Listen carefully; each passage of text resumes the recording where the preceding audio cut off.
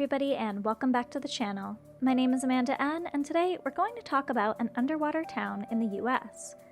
Where I grew up, in New England, I was told that one of the reservoirs actually had a demolished underwater town in it, and that it was located there because the city nearby needed that area for water.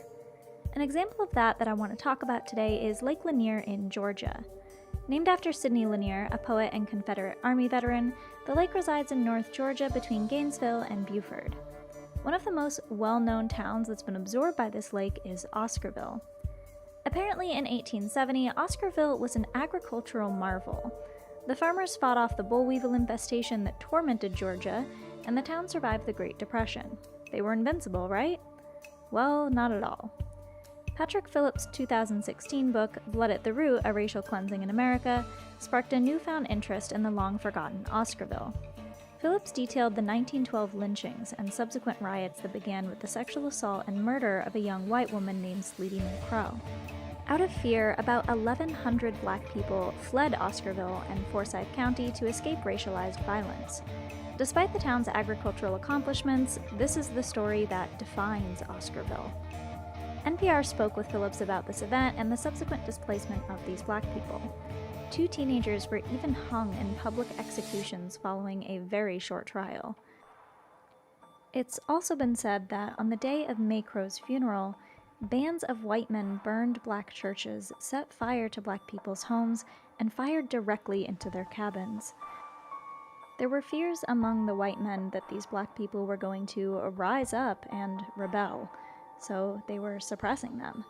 There was a festival-like atmosphere at the execution.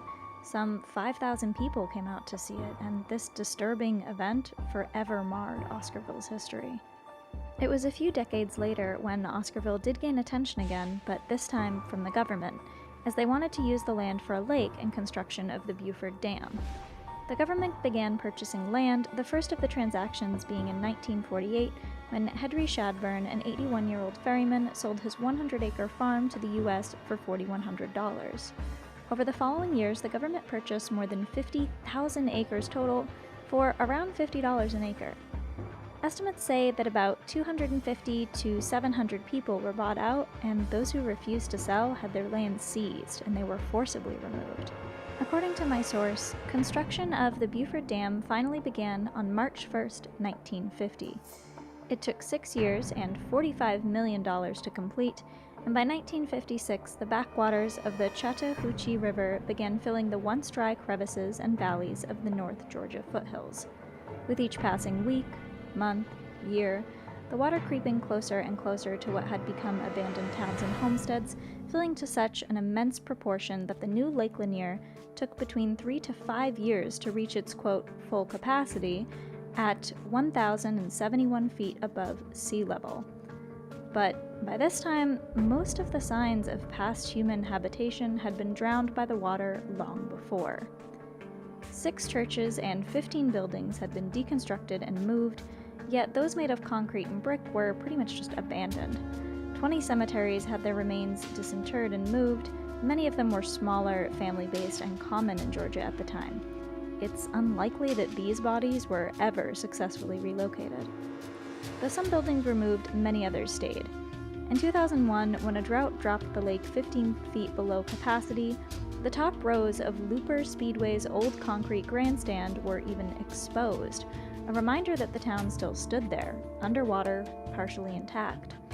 Oscarville, whether because of its disturbing past or because of its eerie present, has never really left the area. Some people believe that as a result, the lake is cursed.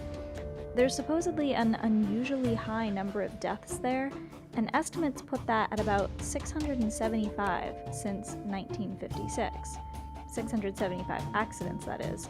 Upwards of about 20 people have lost their lives, and many stories of boats capsizing in the water have been told. When the area is searched, there's apparently no real reason for the events happening. Some say that there's random, dangerous rogue waves. Whether this has anything to do with the town below is uncertain, unlikely maybe, but terrifying all the same. Apparently, those that have survived near drowning even claim that they felt as if invisible hands were dragging them under. Again, these are all just claims, but they're fascinating nonetheless. My sources also tell a very specific story on the lake that has to do with Delia Mae Parker and her friend Susie Roberts, who crashed her 1954 car there in the year 1958. The vehicle and Delia and Susie went off the bridge, yet divers say that no physical evidence was present, even when skid marks showed she went into the water. They couldn't find them.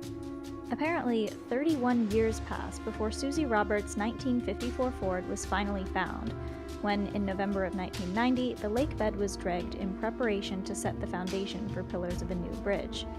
Unexpectedly, the shell of a rusted-out car was discovered with human remains still inside behind the wheel.